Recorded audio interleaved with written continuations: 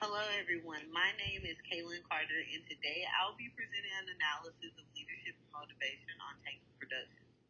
TankU Productions is a creative photography business managed by James Smith, so we'll look at his approach and identify areas for improvement using key leadership and motivation theories. TankU Productions is a growing photography and media business. James Smith owns and manages the company, which include a small team of 6, a mix of photographers, editors, and a marketing assistant. Their main focus is delivering creative visual content for brands and for live events. James is both the creative and operational leader of the business. He handles everything from project direction to client relations and team coordination. So his leadership is very hands-on, especially with his new hires. He really takes time to get to know them and make sure that they have a smooth transition. But he also relies on the initiative of more of his senior team members.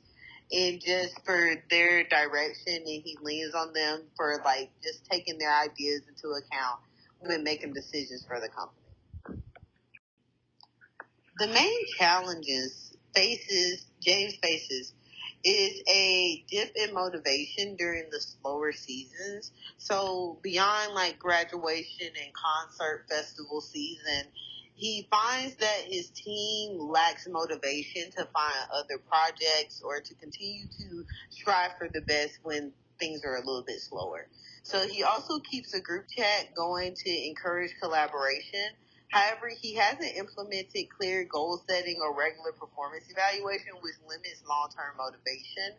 I think it's more so because it's a newer business, so it's kind of just like get gigs and do it that way versus like actual thought out planning for the business and goal setting. James has tried flexible scheduling and offers bonuses for finishing projects early.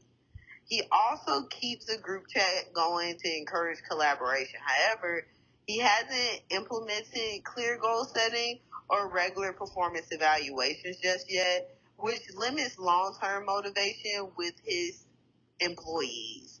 So, like, it doesn't really allow them to really figure out exactly where they want to go in their direction and be able to stand on it and really follow that path because it's not a clear set thing within his business.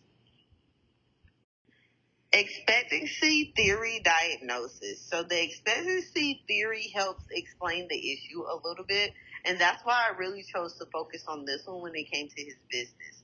There's a weak link between effort and outcome, especially for the new employees.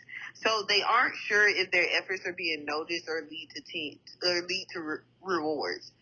The team also lacks consistent feedback, making motivation hard to sustain within the company. The Maslow's hierarchy of needs. So Maslow's model shows that new hires may need more support around safety and belonging. Things like role clarity, inclusion, and job security. On the other hand, senior staff might be looking for esteem or self-actualization through leadership opportunities or creative freedom. And so this is something that he might want to think about when coming to reorganizing his organization and just setting things for the new year or just like for the next quarter with his employees. So the goal setting theory. Without clear goals, the team lacks direction. And that's really important. And we also talked about that when we discussed what really made a good leader is that when the leader doesn't necessarily know what's going on, it also reflects in the company and in the employees also. So according to the goal setting theory, even basic measurable goals like weekly targets or creative milestones can help re-engage the team and give them a purpose for their efforts. Path goal theory focuses on how a leader can help their team reach their goals by providing the right type of support. So in this case, James, this means that just adjusting his approach based on what each employee needs to be successful. So an example would be new team members. They might need a little bit more direction or structured guidance to understand their roles. On the other hand, more experienced employees, now they might benefit from a leader who removes the obstacles or help them stay motivated without micromanaging them. So leaning on them, yes, but not necessarily leaning on them so much to like that's where they're taking on your job, but also like allowing them to do their own thing and not micromanaging them, but rewarding good behavior. Ultimately, the goal is to align leadership style with the path for each employee is taken to achieve their own success. The situational leadership theory emphasizes that there is no single best way to lead, basically. So it all depends on the situation and development level of that employee. So for James, this means evaluating how competent and confident each staff member is. So if someone is new or if they're still learning, he should be more directive and hands-on. If someone is more experienced or capable, he should step back and take a more supportive or delegate approach. The key idea is basically flexibility. Leaders must adapt their style to match the needs of their team in real time while it's going on. One suggestion is to schedule biweekly performance check-ins and introduce shared trackers for accountability. This would create a rhythm of feedback and help employees connect their work to real outcomes.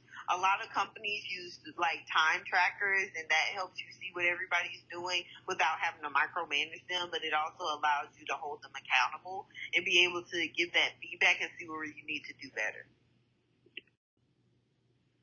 So my second recommendation would be tiered motivation. So not everyone is motivated by the same thing. Some new hires might be motivated by recognition and support, while other employees, like the senior ones, are more into their professional development opportunities or creative leadership roles. My recommendation number three will be to adjust the leadership style. So James should apply situational leadership. Be more directive when onboarding new employees and remain supportive for those with more experience. This flexible leadership can raise morale across the board. So my recommendation number four would be the recognition culture. So building a culture in a company is really important. And so you should want to build a culture of appreciation. And I think that's what you should do because that will help. Weekly shout outs, highlighting great work on social media, team celebrations, create a positive reinforcement and make people feel seen in the company. So to conclude, TankU production has a strong creative foundation. With small changes like the goal setting and the leadership flexibility and the personalized motivation, James can boost the team performance and maintain energy even during the slower times.